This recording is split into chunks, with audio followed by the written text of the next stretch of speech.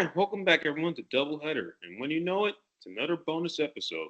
How come? Well, the Pro Bowl rosters are out. But do we agree with the rosters? Well, we're going to dive into that on this episode.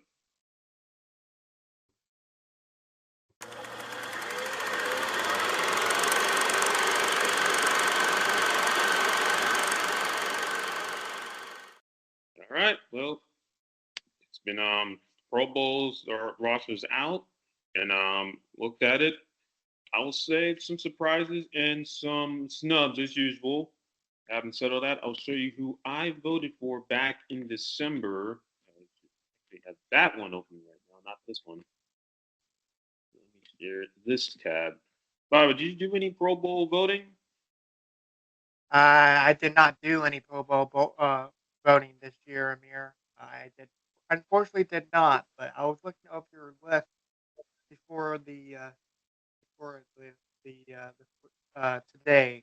And, interesting list. Not the one that we see now, but the presentation one actually. Well, showing you this one first, just keep in mind who I voted for. I will say I did pretty good. I got 75% of the people who I voted for made it.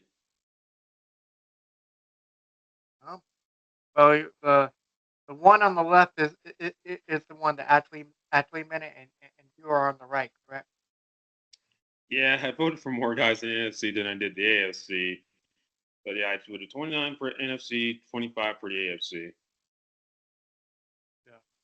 Well, um, looks looks pretty good to me. I wish I.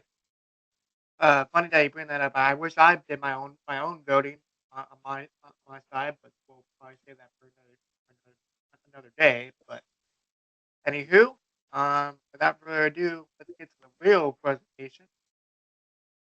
You are correct. So, having said all that, the roster, I just showed you who I voted for. Now we're going to show you some of the four. I'm just one of the best of four, like the ones that stand out. So we're going to start with the AFC roster. And for the first timers, the four that I'm going to my flowers to is, well, congratulations, excuse me, Nick Benito, Zaire Franklin, Brock Bowers, and Jerry Judy. hmm And Jerry Judy, who I followed throughout the season as a Cleveland Browns fan, much well deserved, for sure. But outstanding numbers. That's the guy that pops up on my screen the most. Yep, and here they are. And he had a pretty good season for a Browns offense that wasn't underperforming Browns offense, I'd say. Yeah. So with that, I'll read out these stats. So 90 receptions for 1,229 yards and 4 touchdowns on the year. Pretty good, despite the Browns' offense this year has been nothing but utter failure. I hate to say that. Yeah, I would agree with that. 'Cause, they just the revolving door, the quarterback position, didn't score a lot of points. Obviously, coordinator got canned as a result. But to Judy's credit, he made the most. He held his own, and look, he got rewarded for it. Definitely. So let's move on to Zaire Franklin from Indianapolis. If I'm saying that correctly. Yep, you got it right. Cool. Yeah, and you talk about an underperforming unit. I know the Colts defense, so they were on the field a lot, gave a lot of points, which is why their defensive coordinator is not going to be back for 2025. But Zaire Franklin, look at the stats, led the league with 173 total tackles, 3.5 sacks, 2 picks, and forced 5 fumbles. I'd say that's Pro Bowl worthy in my book. Definitely. And despite the fact that the Colts have been kind of up and down all year long, Zaire Franklin's been putting up the numbers despite the fact that they've been losing their close games all year long and winning their close games all year long. So it's been kind of a seesaw back and forth here. Yeah, definitely. And again, when defense gets a lot of points, a lot of like all their games were, all their wins were one score affairs. And but having said all that, hopefully next year they'll get that straightened out. But either way, good year from Zaire Franklin. Now moving on to Brock Bowers. I mean, he definitely earned his invitation to the Pro Bowl. Yeah. Mhm. And another team that didn't exceed expectations, though, of having 4 or 5 wins on the year, that being the Raiders. And with the tight end of Brock Bowers, he put up 112 receptions for 1,194 yards and 5 touchdowns. So pretty solid. Pretty solid. Kind of similar to Jerry Judy's numbers. Yeah, definitely. 'Cause, the Raiders, they couldn't find the quarterback with Minshew and O'Connell, of course, their head coach. That he's no longer there, Antonio Pierce. The offense just could not fire on all cylinders. But Brock Bowers brought a bright spot to a team that is falling on dark times in Las Vegas. Well, like I said in a weekly pick segment, dozens of times throughout the year, I really hope Las Vegas improves somehow, some way, because you know this is a franchise where they moved to Oakland, a couple of times, and now they reside in the Las Vegas area. So that's definitely what I want to see a team massively improve. Well, they got the work cut out for them. 'Cause they don't have a GM and a head coach, but they do have someone to build around. Because keep in mind, 112 receptions you see here, that's a record for a rookie tight end, and as is the yards as well. So he should be definitely a perennial Pro Bowler for years to come. That being Brock Bowers. Most definitely. Last but not least, Mr. Nick Benito. I mean, he just played in the playoff game a few days ago. Didn't play out well, but don't let it undermine his season. I mean, look at these numbers: 13 and a half sacks, two forced fumbles, one fumble recovery, and had a 71-yard pick six. Yeah, and like we talked about in our last episode of the weekly pick segment. Denver did not put up the numbers against the Bills, and but as for Nick, I'm going to butcher his last name so bad, so please forgive me. Nick Monato, right? Benito. Benito. Yeah, Nick Benito. Put up the numbers uh, out of a young Denver team, with the offense where it was led by a rookie quarterback. And I would say, in my opinion, without watching much of the Denver team this season, Nick Benito was the anchor of the defense. Agreed? I would agree. Well, him and Pat Sertan, who I will get into shortly, I'd say large part why they returned to the playoffs was their defense. They were number one going into the Kansas City game, and they showed it, shut them out, and he made plays all year long. I mean, 13 and a half sacks, had a pick six against the Colts, and then I looked at his numbers and said he's definitely going to the Pro Bowl, and I was not surprised that he made the roster. Hmm. Most definitely. So those are the first timers, and congrats to the four that you see on your screen. And what's next? Well, not surprised. So these guys have made it before. I looked at the stats and said, definitely. So we're going to start out with Mr. Josh Allen, who is in the running for MVP, and the numbers definitely support that. Yeah, so 307 for 483 yards, 3,731 yards passing, 28 touchdowns, 6 interceptions, and a rating of 1.4. And get this, 102 rushes for 531 yards, 12 touchdowns. That's something I did not know. So as for Josh Allen, he's looking to display in the divisional round later this weekend. Definitely. And, as I'm reading these numbers, they look very similar to Cam Newton's MVP numbers when his MVP season 2015. Because, he scored a lot of touchdowns through the air and on the ground. And in Allen's case, he even has a receiving touchdown. And also, this is one thing that really stands out: the turnovers. He cut back on those. He had only 6 interceptions on the season. Turnovers are big knock on him for the last 3 years, and but to get those cut down and look where he is now, and definitely put up the MVP numbers first time since 2020. Yeah. So if I had to pick three MVP candidates, would be Josh Allen, Derrick Henry, and also Saquon Barkley. Uh, Yeah, those, those are three MVP guys that could probably win it all. And we talked about Saquon and Derrick Henry that you see on the next bullet point here, which we'll get here in a second. As MVP caliber players. oh, definitely. And winning the division helps out in Josh Allen's case. And speaking of which, Derrick Henry, I mean, you brought him up. Here he is. I mean, like I said, the numbers speak for itself. Led the AAC in rushing, 16 touchdowns, and also had two receiving touchdowns. The only reason he might not win it because his team didn't like have like 13 plus wins. But either way, definitely worthy of a few MVP votes. So with Derrick Henry, man, he's been lining up, and like I said, over and over again throughout the year, it's been it's been that kind of year, and what a pickup from Baltimore for the offseason, right? Because we were looking for that one piece to that Lamar Jackson led team, and I think they, there's a lot of teams right now that could probably make it to New Orleans come February with the Eagles, Ravens, the Bills, and the Chiefs. Always don't count out the Chiefs in any sort of matter. But for Derrick Henry, what the numbers? What are what outstanding numbers of 325 carries for 1,921 yards to lead the AFC. Oh, definitely. It's just you know, he was.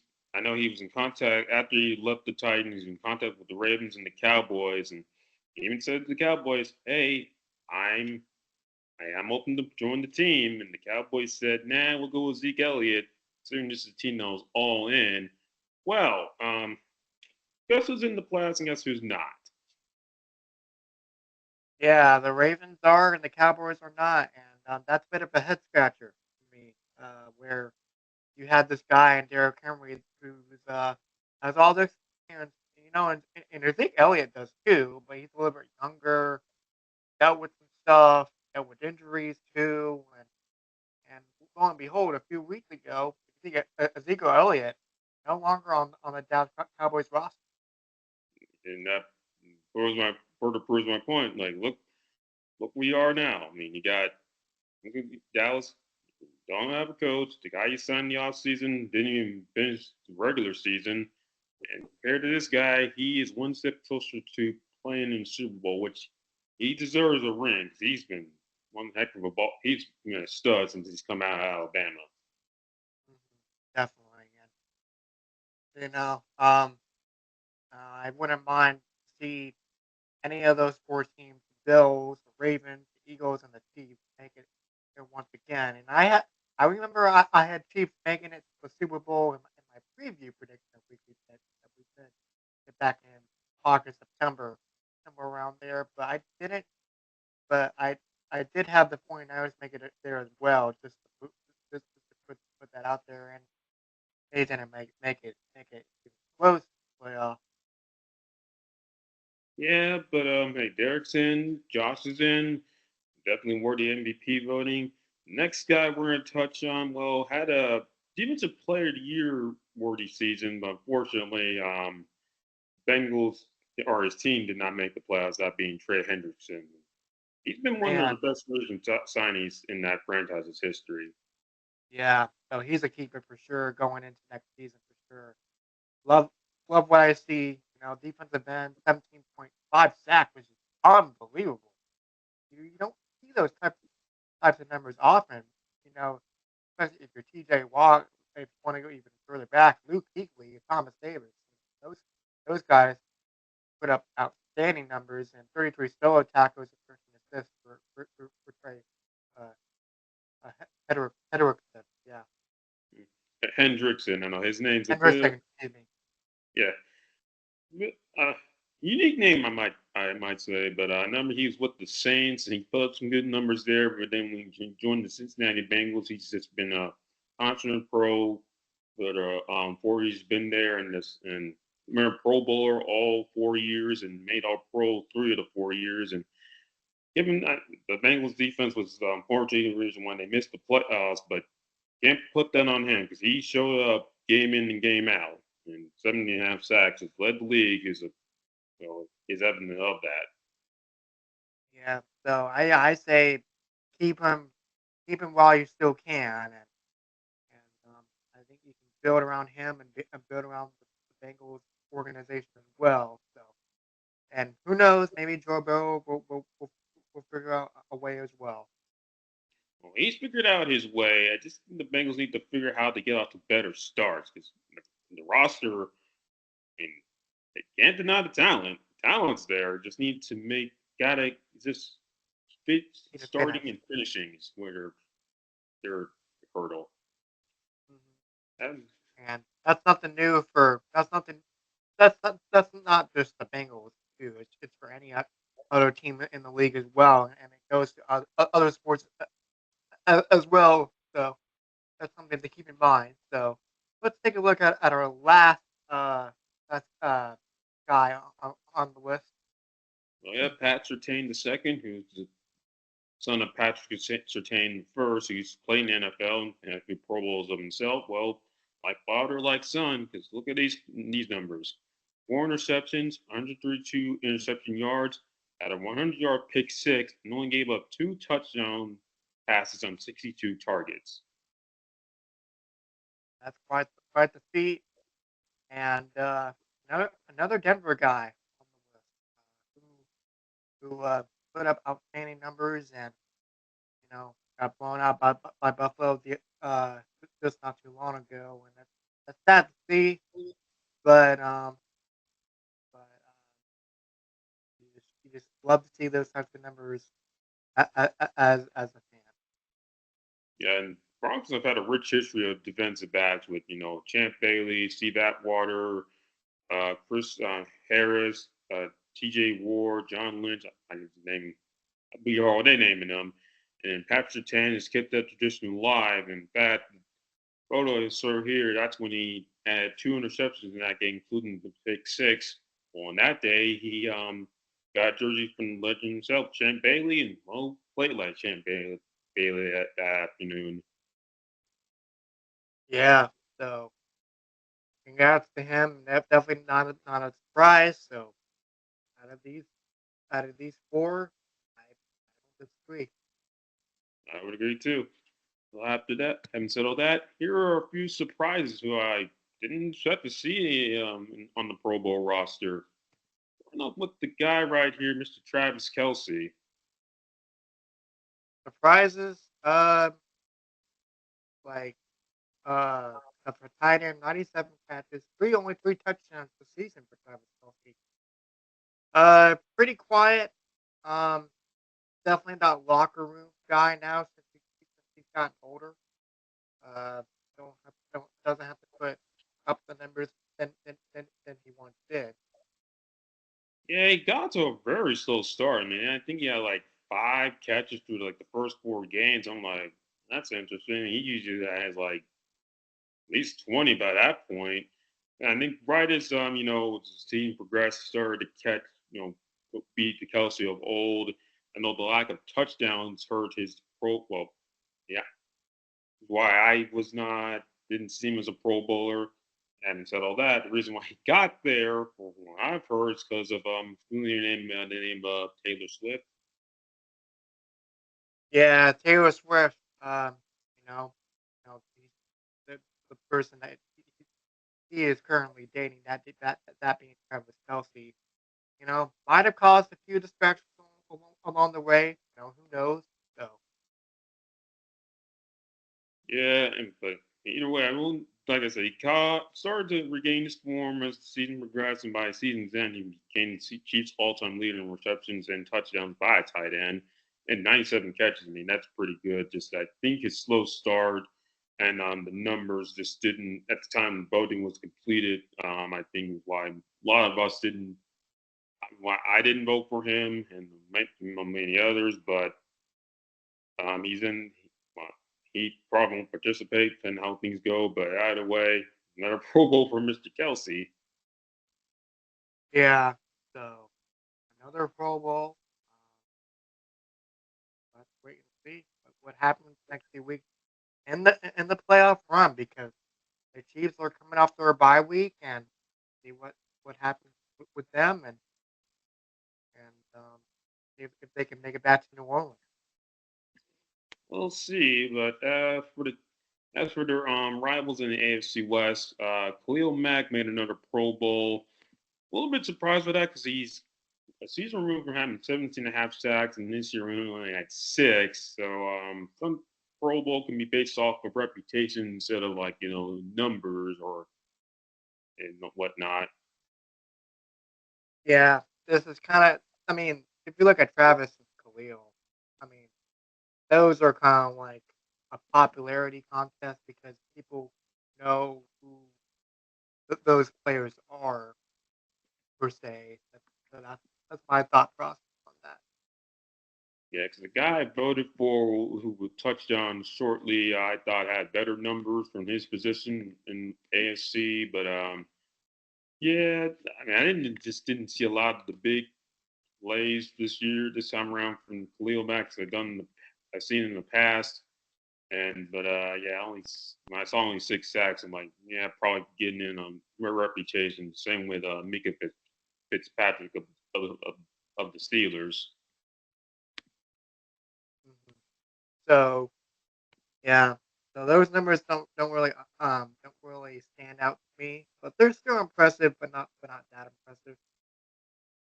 Yeah, because I know for the longest stretch he didn't have an interception, and I even said he might get one against the Browns back in week 12, but that didn't happen.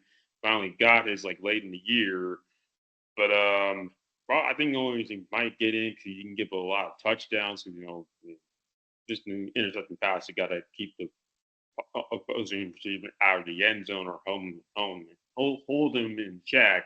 I'm pretty sure Mika did that, so that's probably one of the reasons why he's on the Pro Bowl roster. And bear in mind, and that roster will change between now and first Sunday in February. Yeah, because we're still like on the week 3 of January, and a lot can change by then. So that's something to keep in mind for sure. So I see another player, Dave Flowers, on here. That is definitely a surprise. to you. Yeah, I mean, he had a very good season. In fact, he's the first Ravens wide receiver to actually make the Pro Bowl. I mean, I just think like 74 receptions, 1,059 yards, and four touchdowns. I think because he didn't have like a say 1,200 yard season or like 10 plus is why I overlooked him. But because I had for wide receivers at AFC, I had Jamar Chase, Jerry Judy, and I voted for Garrett Wilson too. So I think he had better numbers than Zay. But hats off to Zay, although I hope he's doing well because he did injure Z in the last regular season game.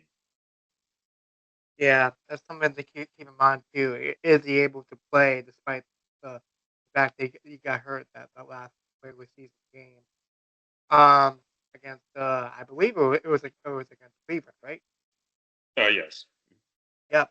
So yeah, that's something to keep in mind as well. You know, pretty, pretty solid numbers all around, like you just read out Amir. So I got nothing else. So that's pretty good. Oh, Yeah, yep. So we got the prizes out of the way, and then next up are the snubs, and that's always the big one. Like, hey, that guy wait, deserved it. did we miss one? Actually, Now we got all on surprises. oh, what about Fitzpatrick? Okay. Oh yeah, we touched on him. Like we touched on him. He kind of segued into radically. We did touch on Minka. Oh, okay. Okay. So, all right. So please continue. Sorry about that, folks. Yep. You're, you're good. So yeah, here are the snubs, and I know every year when the roster comes out, there's like, how this guy not making it over this guy and what have you. And well, no surprise of that this year. And I will say, yeah, Will Anderson, Daniil Hunter were the biggest ones for me. I mean, look at the numbers for both of them. Yeah, definitely does stand out. Sure. Uh, pretty low numbers if you think about it, but Will Anderson, who played for Houston, made the playoffs, right? Made the playoffs, and and won their won their first game, so that's something to build off.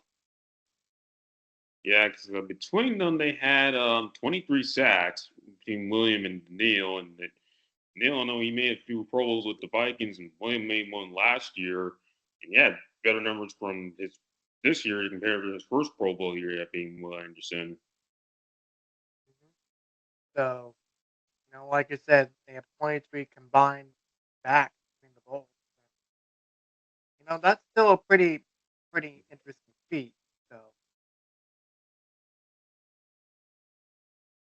Yeah, and they can still make the roster because again, things can change. Injury, the Super Bowl, and or even a personal issue with family and what have you. So yeah, but yeah, I was very surprised they got left off, and also Jonnu Smith. I mean, for the Miami Dolphins, he had a career year. I mean, look, 88 catches, 884 yards, 8 touchdowns.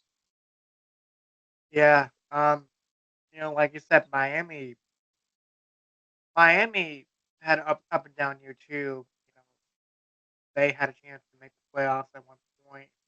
But it started to slip, kind of feel like a slippery slope. But as for uh, Smith, 88 catches for 884 yards. That's okay. I mean, nothing this came home about. I will say when it comes to tight end Pro Bowl voting, it's usually you only select two. But having said, I selected Johnu over Travis, but I know there's only not. It's usually the receiving ones, and then you got like the ones who do the blocking. So it's not a big selection to choose from, and that was number wise. I looked like, okay, where are they at the time of the voting? And then he had finished with 880 yards, but I think at the time he had like, well, somewhere about like six in the 600s. I think Travis had just crossed 700, so I think that's why. And also the Swifties helping them out. You might also fan voting, player voting, and coaches voting as well. I haven't settled that, but either way, John New had a great season in Miami. I hope he stays in Miami, and he may have a shot at making it as an alternate, depending on how things work out in the AFC playoffs. Yeah. Going back to your point, I would pick Smith over Kelsey. Despite the numbers, and I think it boils down to a popularity contest because of the fans. So, um, like I said, we'll see what happens. I mean, hopefully, Smith will get his time sooner rather than later. Oh yeah, and speaking of sooner rather than later, Van Noy, right? Kyle Van Noy, who I thought I voted for, but somehow I didn't. But either way, I mean, 12 and a half sacks, I say, I mean, definitely he should have made the Pro Bowl roster. Yeah, if it's over 10 or more sacks, he should be in consideration. Here in the snub category, I I I would have to agree with this list, Amir. In general, uh, who or especially with Mr. Kyle here, with 12.5 sacks, two forced fumbles and one fumble. Yeah, because again, I know he's been in the NFL for a while. He's on the Patriots towards the end of their dynasty run. Got to stop with the Chargers, and then here with the Ravens, he's had a career year. Heck, maybe might get a chance to play for a second Super Bowl ring, and so he may miss Pro Bowl altogether. But either way, he definitely deserved to make the roster. And if he doesn't make that one, he make the All Pro roster, which I believe he did. So no, that's also out right now. That was released not too long ago. So yeah, we'll see. So either way, yeah, the snubs, I will say, always those guys who get overlooked or just say yourself they deserved it, but how did they get passed over? Other players, better numbers or popularity stuff. Agreed. Agreed on that. That does it for the AFC. Now we're moving on to the NFC, and start off with the first timers: Jaden Daniels, Zach Vaughn, Brian Branch, and Cordero Hodge. Excuse me. Yeah, I would have to agree. You know, those those four players that you see on screen definitely deserve it. Uh, Daniel, the Daniels, who played for Jane Daniels, excuse me, who played for Washington, uh, put out outstanding numbers as a rookie. Going to play later this weekend. Yeah, and look at the number. I mean, think about when they drafted the quarterbacks in last April. I mean, the big name was Caleb Williams. All the hype around the Bears, and he had the Washington team where transition with the owner, coach. Not much was expected out of them, and look where we are here in January. Guess who's in the playoffs? And guess who's watching? Yeah, that's something to that's a little bit of a motivation, for the people that are going to be watching at home. Like, man, that should be me out there. That should be instead of that guy. So Yeah, yeah, Bears are. I know they're watching. I'm saying that was we were supposed to be in this position, but thanks in large part to that Hail Mary game, they are not. Which was about from Jaden and Caleb. So Jaden came out on top, the buzzer to do it. Having said all that, I mean, look at the numbers. I mean, 25 touchdowns, nine interceptions, 100.1 rating, and then also 891 yards rushing and six touchdowns. Which, by the way, that 891 yards rookie record for quarterbacks in terms of rushing, surpassing RG3. hmm so that's good company if you're watching. Sure, love to see that. Love to see players shine and I would say a smaller market for sure. Well, I wouldn't say small market. I mean, they played not far from our nation's capital, but I do know that their notoriety was not the best, under the throughout the Dan Snyder tenure. But with the new owner, new coach, and new quarterback, they're slowly building back up to positive notoriety. So that's something to build on going forward. So I like it. Yep, and off to a good start. I mean, they just won their first playoff game in 19 years just a few days ago. So, and they're in the division around the playoffs. Yep. So that's one player that caught my attention first. So we have three left to talk about. So who do you want to talk about next? Well, the man, Jaden Daniels, who we seen on Saturday night, that being Mr. Brian Branch, another Alabama alum who's now got a Pro Bowl invitation. And look at the numbers here: 109 total tackles, four interceptions, sack, and a forced fumble. That's pretty good. I like it. So with Detroit, they're gonna face each other this Saturday. So Jaden Jaden Daniels has to keep an eye out for him, and there's that's a pretty good resume.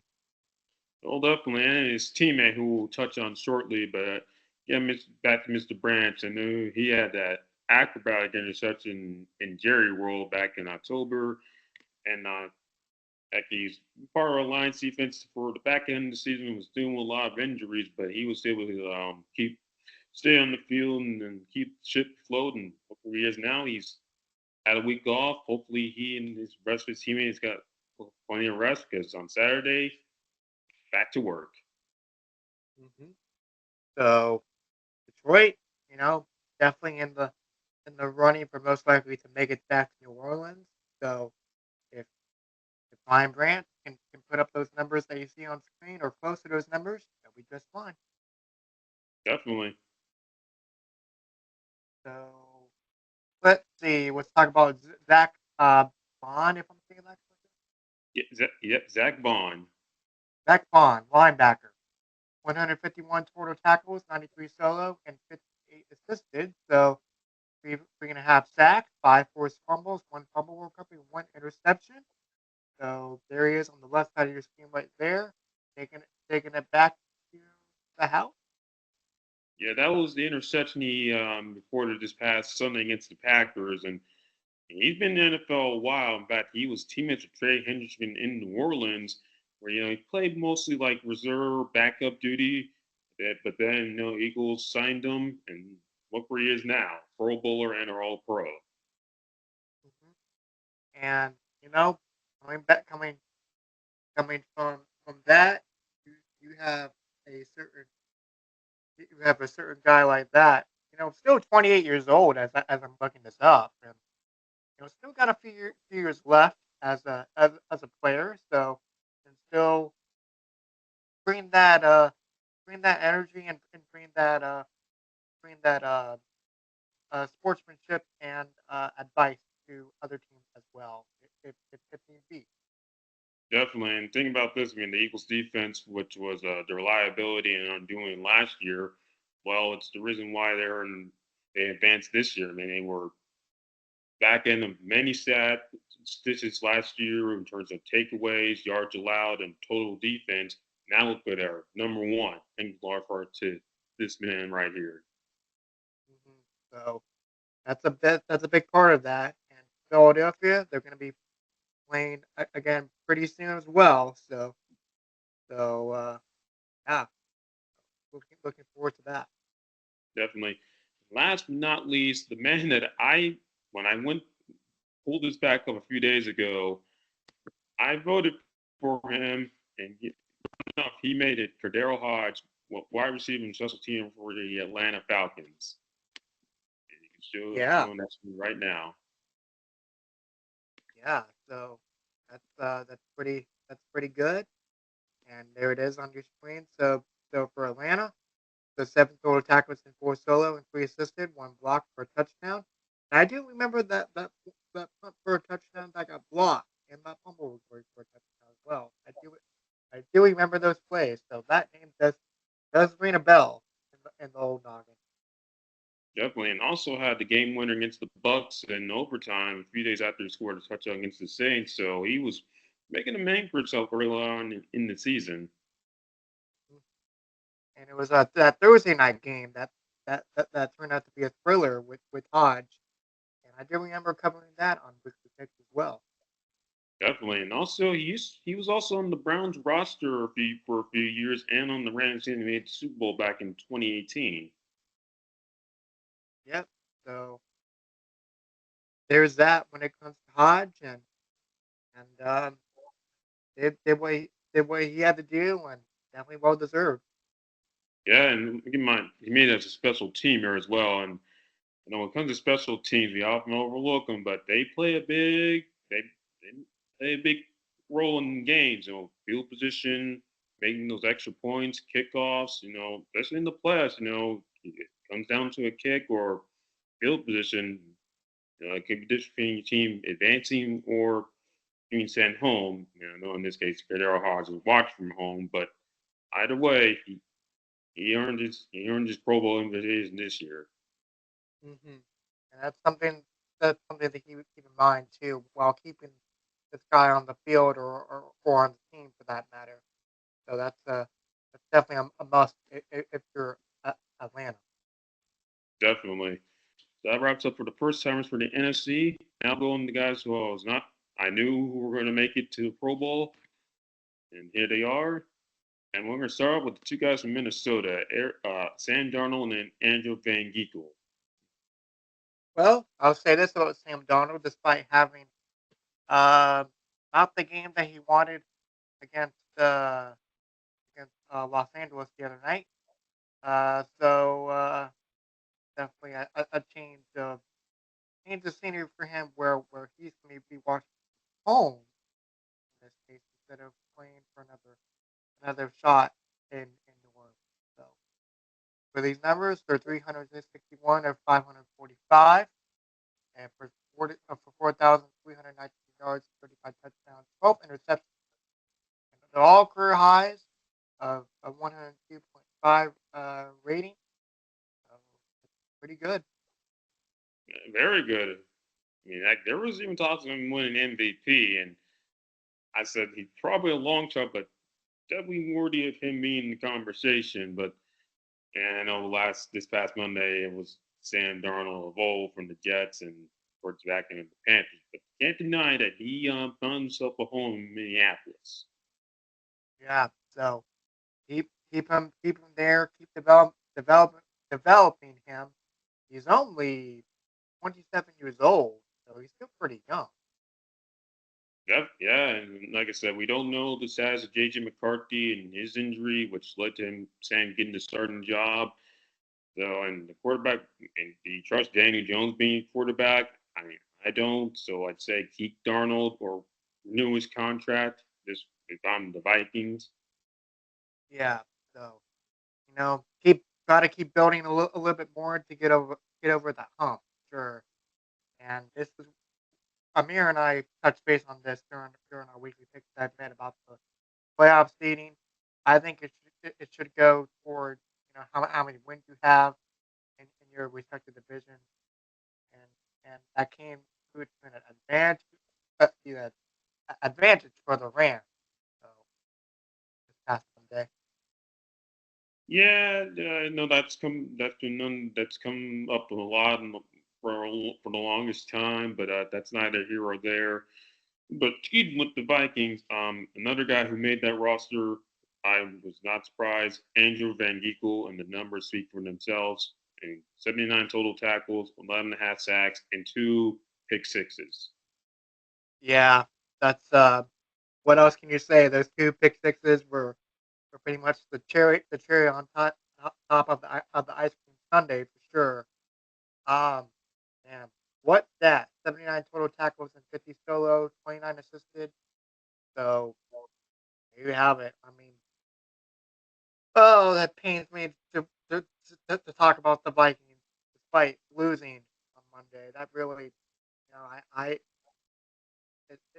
it's tough because those numbers should be should be still be going onto the field and on to New Orleans, as they say, but apparently not. Well, we'll say the Vikings defense, for the most part this season was playing like a super worthy defense. They were known number one for a good stretch, and thanks to this free agent signing that we also covered in our mid-season report episode, and I even said if he doesn't make the Pro Bowl, there be an investigation. But thankfully, that investigation will not take place because he made it, and the numbers, like I said, speak for themselves. I haven't said that he was a great addition to that Vikings defense. Number one being among the top 10 units in the league, and reason why the Vikings made it to the playoffs. Granted, they just get yeah, they were one and done, but hey, they won 14 games, and he's a. If it weren't for these two guys right here, they wouldn't have won those 14 games. Yeah, so that's definitely a 100% thumbs up from me. So you like to see that, sure. Mhm. I'm seeing a free agent. In fact, all the guys on here are free agent signees.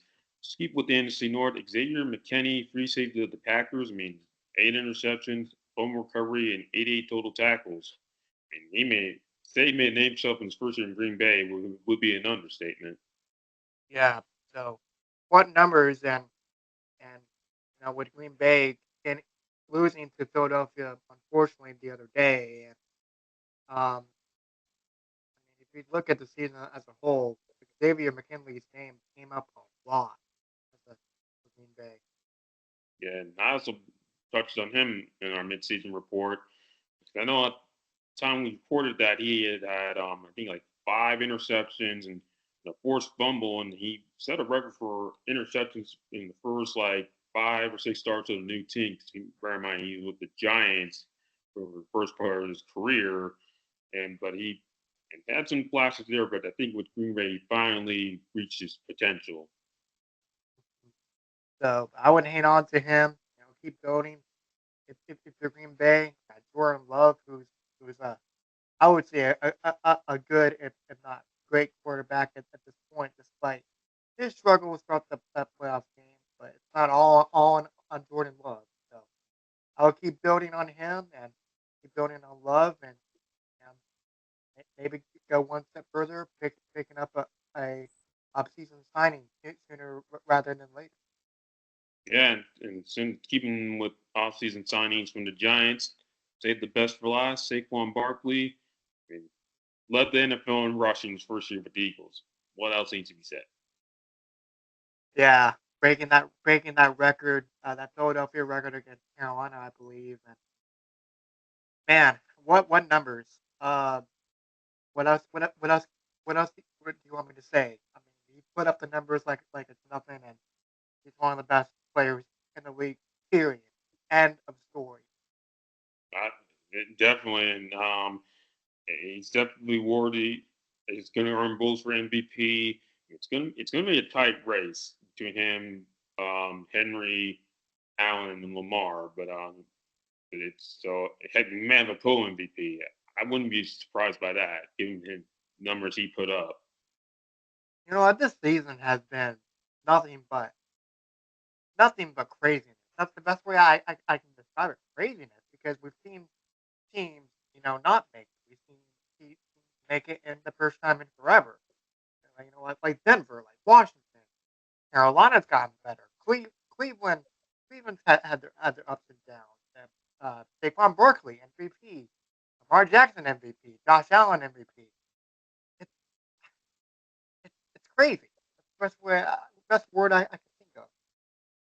Yeah, and speaking of crazy, I mean, I'd say this free agent running back class has been the best I've ever seen. I mean, Barkley, Henry, Pollard, Titans didn't have a good season, but he was bright spot for them. So I think Josh Jacobs for the Packers, he made the Pro Bowl, and I'm leaving out one other guy. I always seem to leave out somebody. Aaron Jones of the Vikings. There's another one, and so yeah, just a great free agent running back class this year. People say the position is not the same, but that running back is key to team success. I mean, we saw here with Henry with the Ravens and Barkley with the Eagles. hmm So, and think about another free agent that could probably go to a contender like, let's say, Carolina and get Garrett Wilson, maybe. That's another guy to keep Yeah, well, that remains to be seen whether it'll. Because now it's not a new league year starts in a few in March. By the way, yeah, just when you hit on these free agent picks, this is what this is the results. I mean, Pro Bowls, All Pros, and playoff appearances. in mind. So, not surprising. That gives a thumbs up. I agree.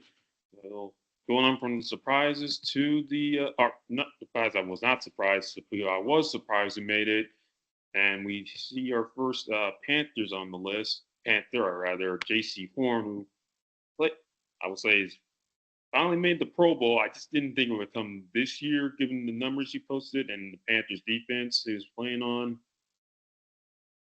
I mean, ever since Derek Brown and Jack Thompson went out, he was the guy that had the lead the way, and 68 scored tackles, 49 solo tackles, 19 assists, one interception, two sacks.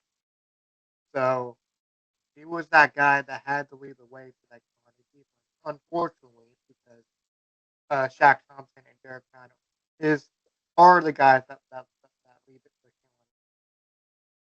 And ironically, brought up injured because I know that was his big bugaboo early on. He would fortunately get hurt, and it would cost them a large slate of gains and any chance of him making a Pro Bowl and Panthers' chances. Because when he put them against the top receivers like a Mike Evans, I don't think who else, Tyreek Hill, uh, some of the other Keenan Allen, Derek, DJ Moore. I mean, he would always shut him down because he would keep him out of the end zone or under like 70 yards. But either way, but then this year he finally is healthy, and and the numbers aren't flashy, but I'd say when I saw that I was like, man, did not see that coming because I didn't even vote for him because it just even the Panthers defense and his matter numbers that weren't really flashy. Yeah, I mean, like we said during our weekly pick segment, this is kind of like a tied into our weekly pick segment that we've been doing all year long. But the Carolina Panthers, man, ever since that um win in Germany, seems like everything started to click, right? Because the defense has changed. Bryce Young got better. The offense got better. So, would you agree with that? I would say they started to play a little more complimentary football. Man, that wins didn't translate it, but you saw that you said, man, this team is come a little ways from where they were last season. Yeah, I mean, stepping blocks, as they say. You know, you can only build that Jenga set to a certain level that we've done a few times during our off days. Amir, building those Jenga sets. Yeah, oh yeah, oh that's a very good analogy, and yeah, that's if y'all ever played Jenga, you know exactly what we're talking about. But either way, hopefully the Panthers Jenga tower does not collapse because it's looking good so far. Yes. So I'm glad I brought that up because I remember one time that you and I we were celebrating New Year's Eve with a couple of our friends and we saw this huge Jenga set and that brought back so many memories. I'm like, yep, gotta try, gotta find the right piece to match, and all of a sudden I tried to pull one out and went, Oh yeah, but like I said, Panthers Jenga tower still intact. And speaking of Jenga tower still intact, Jared versus the LA Rams. I mean, I did not expect. I will say I overlooked you, sir, because I looked at your numbers: 66 total tackles, 4.5 sacks, two forced fumbles, two fumble recoveries, and all you had your 2 days removed at the time of reporting for scoring the touchdown in the playoffs. So, Mr. Verse, first year in the NFL, first Pro Bowl invitation. yeah. So a surprise for for a first timer as for JC Horn as well. So well deserved. Not the numbers, but that gives a little bit of a golf clap. But Hmm. yeah, I mean that's pretty cool. Definitely. I gotta say, interesting last name, Verse. Yeah, like verse one, verse two, like in the Bible, or verse one, verse two in a psalm. So Yeah. And speaking of numbers, now he's moving on to the divisional round, and which who he playing in Philadelphia, where Mr. Gary played his last game in the season. He's the defensive end for the Packers, and again, I don't want to look up his numbers on Wikipedia. I'm like, I don't know how he made the Pro Bowl, but now to go on ESPN and find his total stats, and I'm like, well, you know what? Well deserved. yep, makes sense. So 47 total tackles, 26 solo, 21 assists, 7.5 sacks, one forced fumble, and one fumble recovery. So Green Bay's been did good. And but other than that, excuse me, Mr. Rashawn Gary did his thing as a surprise. Yeah, because I know last year he had 9 sacks. I guess they sometimes they try to make up for if he didn't make it this year, will make up for it next year. And I guess they that part of the reason why he got in. Either way, yeah, he had a very good season. I mean, for a Packers team that I know tailed off towards the end, but he was definitely I saw that potential Pro Bowler or Thanksgiving in 2023 when he had a big game against the Lions with those 3 sacks, and then sure enough he made it this this season. But numbers may not suggest, but either way, still made it. Hmm. So yep. So I got you can't explain it. Can't explain it better than that. And last but not least, Devin Witherspoon, who I know he made a Pro Bowl the last first 2 years with the Seahawks. I'll say this year I voted for Jeremy Chan over him, and the guy we'll touch on the next segment. He only had Mr. Witherspoon only had 1 sack, 1 interception, and had 98 total tackles. For the Seahawks, that team that was up and down, hot fire, but it wasn't enough to make the playoffs. Yeah, it wasn't enough to make the playoffs, but Witherspoon, his name would pop up here and there throughout the season, you know, and would would make those big plays on the defensive side of the ball, and you know, turns out to be a surprise. Yeah, I think also why he got in, recognition. Also, probably didn't give a lot of touchdown passes. He's number one defensive back on the Seahawks roster. Who that too has a rich history of that. But either way, he's on the Pro Bowl roster, which leads me into my last segment, the snubs for the NFC. And the biggest one was Kirby Joseph, and the numbers will support my suspicion. Like, how did they leave this man off? Yeah, Kirby Joseph, 9 interceptions that led the NFL. That and think of the line too. Mhm. They're they're gonna go. They're gonna try to compete for a Super Bowl. Hopefully sooner rather than later. So that's weird. Yeah, I mean, I know I've looked up like guys who led the NFL in interceptions in the past. Sometimes they get left off. There's like a three-way tie for the league lead, but in this case, he was the sole leader. He and McKinney were neck and neck, but then he basically with leading the NFL in interceptions. But having said all that, I'm just I heard he got left off. I'm like something's not right there. No, that's yeah. I would have to agree with every single point you made, but yeah, that's very unfortunate for sure. If you lead the NFL in something, you gotta give some sort of recognition, and it's crazy that not even the commissioner or the committee of the NFL didn't get, maybe put it into consideration, but didn't have them on the list is is quite eye opening. Yeah, he made the All Pro team, so he got that. But I say he's a lock for the Pro Bowl, and that was not the case. Yeah, Speaking of guys, I thought were locks.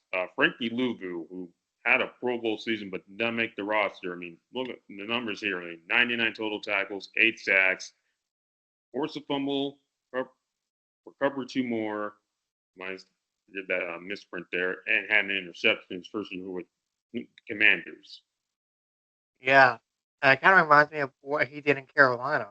Those numbers speak for themselves as well, because a couple of seasons ago in Carolina, he was that leading anchor as well on that defensive end, and just to see those numbers not even get you know or recognized and being on the list is shocking. Yeah, same with his teammate Dante Fowler and ex Carolina teammate Jeremy Shinn, who I voted for. They didn't make it either. It's a glad shot, 'cause again, this roster that came out, it's been out for a while, will change in the coming weeks, playoffs, injuries, and what have you. Yeah, so a lot can still change, but as of right now, as of this recording, pretty disappointing. Yeah, it is. And the other guy on this list, the only reason I think he didn't make, he wasn't like lots of trouble with Jacob, Barkley, and the other guy made the roster. Who'll come to me later, Chuba Hubbard. I mean, he had a Pro Bowl worthy season. And not just because I'm seeing this from it's a Carolina guy, but you saw it throughout the season. Yep, he was been balling for this offense the last 2 years that been up and down since we drafted Bryce Young. Yeah, it's when I saw Trooper Hubbard not make it, I was just shaking my head in disbelief because 250 carries for 1,195 yards, 10 touchdowns, made a couple of game-winning touchdowns as well for 43 catches for 150 yards. So, a couple game-winning touchdowns that I just mentioned, especially in that overtime victory against Arizona. Oh man, it's tough, really tough. Yeah, and the other running back I was thinking of was Jameer Gibbs. He's on the Pro Bowl roster, but I think the only two things I think what the three things I think kept him off was the team he was on, and he got injured right as the voting came to a close, and also his numbers are a little. I think he's like fifth or sixth in the NFC in rushing. So it's usually like the top three rushers in each conference that get the most votes. Yeah. So I mean, you see, when we gave him the max deal for 4 years, so he's not going in anywhere anytime soon. I think Carolina. So that's something to build on. And like I said with Carolina, that that Jenga stack is still intact. Yes, it is. And last but not least, we got Leonard Williams, defense end for the Seattle Seahawks. Another Seahawks making this list. 64 total tackles, 11 and a half sacks, and a 92-yard pick six. I mean, this guy's Yeah, been 92. Go ahead. guy's been a baller since he came in the NFL, and it's just better to be the Jets or the Giants than again with the Seahawks. Yeah, yeah, he was a big, big baller, right out the gate. And for Seattle, 64 tackles. I mean, that's a lot of tackles. Like to not even make it. So, man, this list uh, is nothing but eye-opening, rising, and disappointing. That's the way I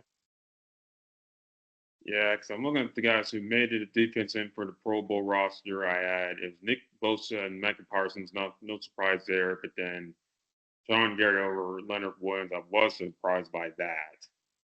yeah, those two names that you just mentioned, those are definitely surprises there for sure. So I agree. Again, they still make it. 'Cause like I said, that roster is going. I know it's going to change between now and the first Sunday in February, but I will say, like I said, Pro Bowl can come down to the popularity, the team they're on, and the market, and it's also, and also the fan voting as well. So, fans, I'm glad that the fans have voted for these guys because we see these guys play, we see the numbers, want to see these guys get the recognition on the national stage, and it's when they get it, it's like yes, they earned it, and then when they don't get it, it's like you're left scratching your head. Yeah, it's it's a very similarity to the NBA All-Star game. Who you want to see play, the building and the commissionary has to decide, and all with that end. So it has its similarities to the NBA and MLB All-Star game as well. Oh yeah, and I'm gonna show you this screenshot I have right here. If I can, if it'll show up on the thing. So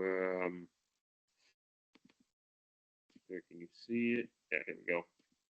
This screenshot. So this is the NFC roster at the moment, and so this is via Wikipedia. This is the roster at the moment. You see that alternate tab right there. None of that has yet to be filled, but I know that will change between now and this conversation.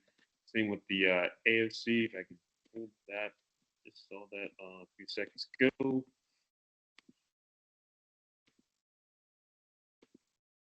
Here we go. Here's the other one. Yeah, here it is. Here's the AFC one, and this is the AFC roster. And just a few guys I didn't get to send my grads to. Was it Nico Collins, well deserved.